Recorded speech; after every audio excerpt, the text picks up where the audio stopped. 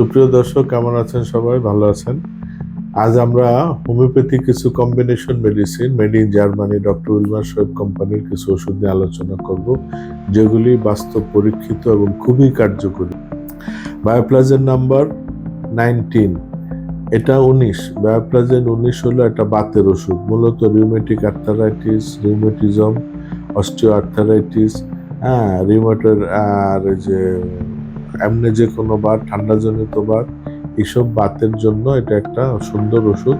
আপনারা এই যে মাসেল পেইন বলে, হাড়ের ব্যথা বলেন, ঘাড় ব্যথা বলেন, বা যে কোনো বাতজনিত ব্যথা হলে যে অসুবিধাগুলো হয় তার জন্য বায়োপ্লাজেন 19 একটা মহা ঔষধ।